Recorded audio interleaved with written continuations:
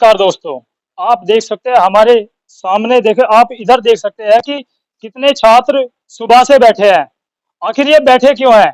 हम इसका भी आपको चीजें बता देते हैं। ऐसा क्यों हो रहा है? आज से नहीं, लगभग 2-3 सालों से लगातार छात्र धरना देते रहते हैं, लेकिन उनके मांगों को नहीं मांगा जाता। आखिर ऐसा क्यों होता है? ऐसा चौधरी चरण सिंह विश्वविद्यालय में ही क्यों? आखिर इसकी जरूरत क्यों आन पड़ी? चलिए आइए बूझते हैं उन्हीं की जुबानी। क्या नाम है सर आपका? मेरा नाम रोहित नानपुर है। आज किस मुद्दे को लेकर आप धरने पर बैठे हैं? वीसी ऑफिस पर आप धरने पर बैठे हैं। आज हम प्रतिबंधित छात्रों के बहाली के लिए यहाँ पर बैठे हैं और प्रतिबंध जो फर्जी तरीके से लगाया गया, फर्जी तरीके से प्रतिबंध लगाना, विश्वविद्यालय अपना क्राइटेरिया तो बताए। आपने जिन छात्रों को प्रतिबंधित किया है, क्या उन छात्रों की आपके पास सीसीटीवी फुटेज है? क्या विश्वविद्यालय के सामूहिक छात्रों ने उनकी कोई शिकायत आपसे करी है कि इनका भाई इन्होंने डर का माहौल बना रखा है या कुछ इस तरीके का माहौल है कि अराजक तत्व है? आप किन कुछ नहीं। मुद्दों को लेकर आज धरने पर बैठे हैं? हमारा आज मेन मुद्दा तो यही है कि प्रतिबंधित छात्रों को बहाल करके उनके भविष्य से खिलवाड़ ना किया जाए। 1.5 साल हो गए, 1.5 साल से उनकी पढ़ाई छूटी पड़ी है। 3 साल हो गए हमारे भाई को, इसको आज डिग्री करके ये भी अपनी पढ़ाई करता हुआ होता। तो आज का मुद्दा तो हमारा यही है, विश्वविद्यालय जो इनके खिलाफ आवाज उठाएगा, जो भ्रष्टाचारी से लड़ेगा, जो इनसे सवाल करेगा, उसे प्रतिबंधित करके विश्वविद्यालय से बाहर का रास्ता दिखाने का काम कर रहे हैं। जैसे लगातार आप धरना प्रदर्शन कई सालों से करते आ रहे हैं, क्या उसका कुछ नतीजा निकला? नतीजा पिछले 1.5 साल में तो जब से महोदय आई हैं, महोदय ने सबसे पहले कुलपति का कार्यालय हमारे यहाँ बैठने का था, लेकिन कुलपति महोदय ने ज्वाइन करने से पहले सबसे पहले अपना ये आलीशान कार्यालय बनवाया। आवश्यकता थी हमारे विश्वविद्यालय में नए हॉस्टल्स की, आवश्यकता थी हमारे विश्वविद्यालय में कर्मचारियों के लिए नए आवासों की, लेकिन उन व्यवस्थाओं को दरकिनार करते हुए कुलपति महोदय ने सबसे पहले अपना कार्यालय बनवाया। उसके बाद नैक के नाम पर जो विश्वविद्यालय के जो निजी खाते थे उनमें सेंधमारी करने का काम किया। जो एफडी पिछले 5-6 साल से जुड़ी हुई थी, उन सबको तोड़ने का काम माननीय कुलपति ने यहाँ की ने किया। जैसे कि अगर हम मेरठ के बाहर की बात करें, उसमें एमडीए हो सकता है, भारत सरकार हो सकती है, या और अदर्स में भी बहुत डिपार्टमेंट हो सकते हैं जो विपक्ष के नेता होते हैं और वो आरोप लगाते हैं कि कहीं ना कहीं घोटाला हुआ है। आइए उस मुद्दे पर भी, विश्वविद्यालय के अंदर भी कहीं ना कहीं छात्र आवाज उठाते हैं और छात्र नेता आवाज उठाते हैं कि विश्वविद्यालय के अंदर भी चीजें बनी हैं, कहीं ना कहीं चीजें बिगड़ती नजर आती है। आइए उस मुद्दे पर भी, घोटाले पर बात कर लेते हैं। किस विश्वविद्यालय में किस तरीके का घोटाला होता है, बताएं।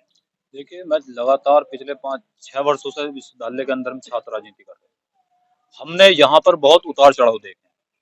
हमने सबसे पहले यहाँ एमबीबीएस को, जो एमबीबीएस की कॉपी बेची गई थी, सबसे बड़ा वो घोटाला हुआ था। आज तक उस पर कोई जांच पूरी नहीं हुई। लगभग उस 4 साल हो गए।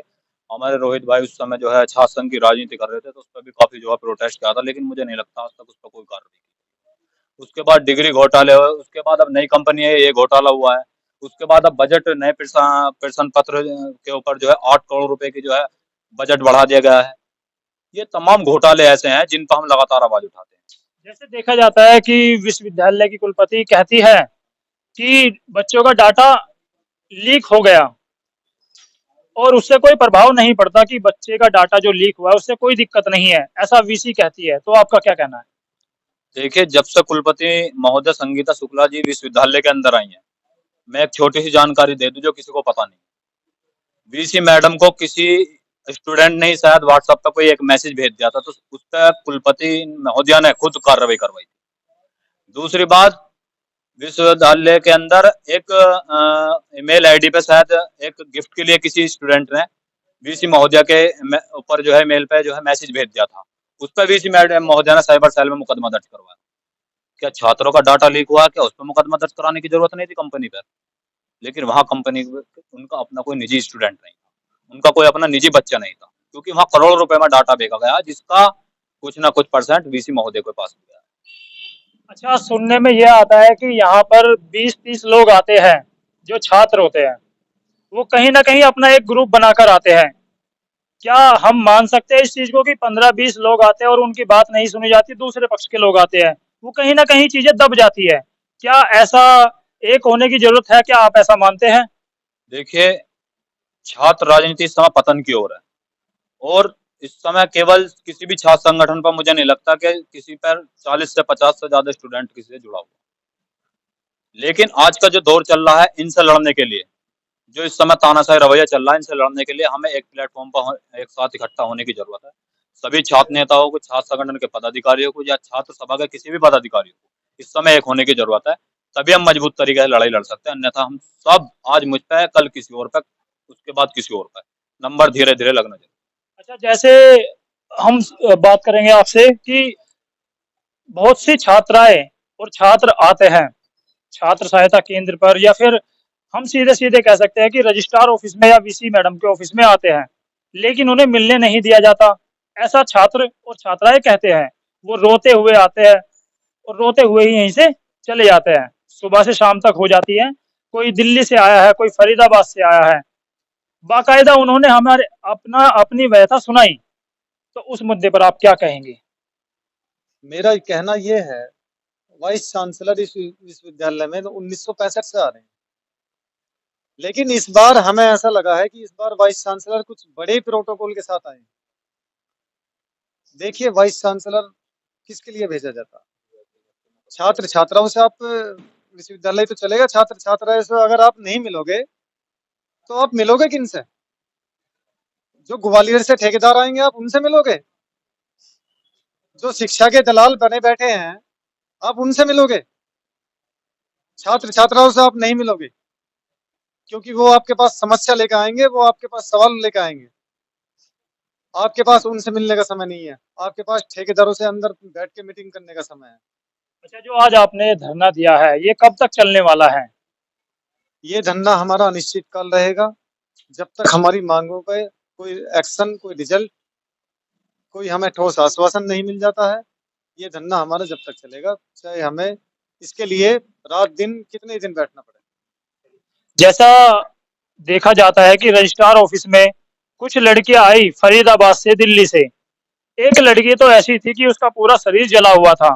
वो विश्वविद्यालय कैंपस में उसका प्रैक्टिकल होता है, लेकिन उसकी चीजें नहीं बन पाती। रजिस्ट्रार ऑफिस से उसको भगा दिया जाता है। क्या आखिर इसमें भी कुछ कहने की जरूरत है, या कुछ आगे क्या करने की जरूरत है? देखिए, पहली बात तो है कि विश्वविद्यालय छात्रों से है, ना कि रजिस्ट्रार से, कुलपति से, किसी प्रोफेसर से। जब यूनिवर्सिटी में छात्र पढ़ना आएगा, वो अपनी फीस देगा, तब इन कुलपति हो, रजिस्ट्रार हो या कोई प्रोफेसर हो, तब इनके घर के चूल्हे जलते हैं, वरना इनके गाड़ियों में पेट्रोल के डालने की भी हिम्मत नहीं होगी।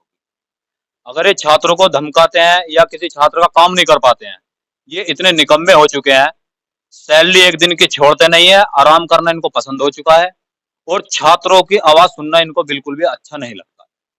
ये कमी इस चीज की है क्योंकि हम सवाल कल को अगर जाके इसी चीज पर करने लग जाए तो हमको ब्लैकलिस्ट कर देते हैं। जैसा कि हम आपको बता देते हैं कि चौधरी चरण सिंह विश्वविद्यालय वीसी ऑफिस पर हम बैठे हैं। लगातार कई वर्षों से धरने प्रदर्शन चलते आ रहे हैं, लेकिन उन पर कोई सवाल जवाब या चीजें नहीं बन पाती हैं। और छात्रों का और छात्र नेताओं का कहना है, हम लगातार ऐसे ही धरना प्रदर्शन करते रहेंगे अगर विश्वविद्यालय के अंदर ये दलाली बंद नहीं होगी, या छात्रों को बहाल नहीं किया जाएगा, या छात्र छात्रा जो बाहर से आते हैं, जो इससे विश्वविद्यालय से जुड़े हुए कॉलेज है, अगर उनकी चीजें नहीं सुनी जाती है, तो हम ये चीजें लगातार आगे करेंगे। लगातार बने रहिए खबरों के साथ। कैमरामैन राहुल के साथ, धन्यवाद।